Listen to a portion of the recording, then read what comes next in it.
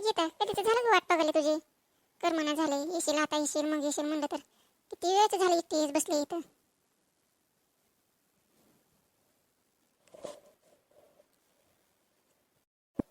अगं कुसुमबाई, मी तर तुझी दारातच वाट बघत बसले जावं मिळून म्हणून. तू कधी आले मला माहीतच झालं नाही बघ.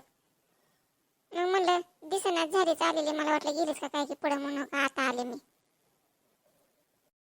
बरं ये बस.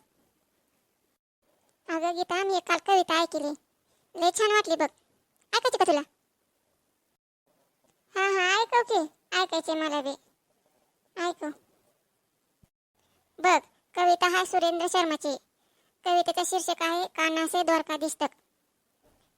कृष्णा राधा से अलग हुए, वृंदावन से उसके बाद मिले नहीं। कृष्ण के दो चरित्र है, जो प्रेम से जुड़ा वो कान्हा कहलाया, जो युद्ध से जुड़ा वो द्वारकाधीश कहलाया। मैंने सोचा स्वर्ग में राधा और कृष्ण आमने सामने मिल जाए तो राधा कुछ सवाल तो करेगी। ऐसी क्या बात थी, वृंदावन में रास रचाई, समुद्र किनारे पहुंचकर द्वारकाधीश बन गए, वापस भी नहीं लौटे। स्वर्ग में विचरण करते हुए विचलित से कृष्ण और प्रचंसित से राधा। राधा मुस्काई, सब पकाए इससे पहले कुछ कृष्ण कह पाए, बोल उठी राधा, कैसे हो द्वारकाधीश। उसे कान्हा कान्हा कहकर बुलाती थी। उसके मुख से द्वारकाधीश का संबोधन कृष्ण को अंदर तक घायल कर गया। फिर भी संभाल लिया, बोले राधा से, मैं तुम्हारे लिए आज भी कान्हा हूँ, तुम तो द्वारकाधीश मत कहो। आओ बैठते हैं, कुछ मैं अपना कहता हूँ, कुछ तुम अपनी कहो। सच कहो राधा, जब भी तुम्हारी याद आती थी इन आंखों से बूंदें निकल आती थी। बोली राधा, मेरे साथ ऐसा कुछ नहीं हुआ, ना तुम्हारी याद आई ना कोई आंसू बहा, क्योंकि हम भूले ही कहा थे जो तुम याद आते और इन आंखों में सदा तुम रहते थे। कहीं तुम आंसुओं के साथ निकल न जाओ, इसीलिए रोते भी नहीं थे। कृष्ण कुछ कड़वे सत्य सुन पाओगे तो सुनाओ। कान्हा से द्वारकाधीश बनने पर या प्रेम से अलग होने पर तुमने क्या खोया, उसका एक आईना दिखाऊं। कृष्ण कभी सोचा इस तरक्की से कितनी तुम पिछड़ गए। यमुना के मीठे पानी से जिंदगी शुरू की और समुद्र के खारे पानी तक पहुंच गए। एक उंगली सुदर्शन पर भरोसा कर लिया और 10 उंगलियों वाली बांसुरी को भूल गए।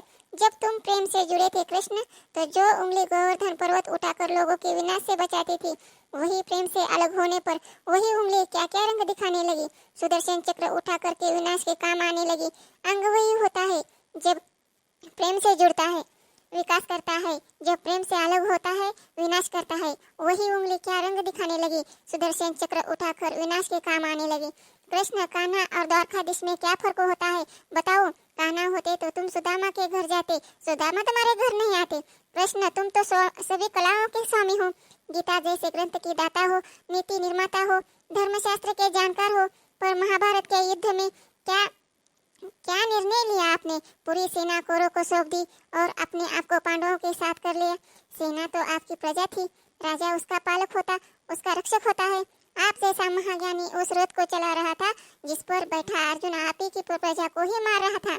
आपकी प्रजा मरते देख आप में करुणा नहीं जगी, क्योंकि आपने प्रेम शून्य हो गए थे। प्रेम से जुड़े होते तो कौरव में युद्ध नहीं होते बल्कि समझौते होते। कृष्ण, युद्ध और प्रेम में यही फर्क होता है। युद्ध मिटा करके जीते हैं और प्रेम में मिट करके जीते हैं। प्रेम में डूबा हुआ आदमी दुखी रहता है पर किसी को दुख नहीं देता। कृष्ण, आज भी धरती पर जाकर देखो,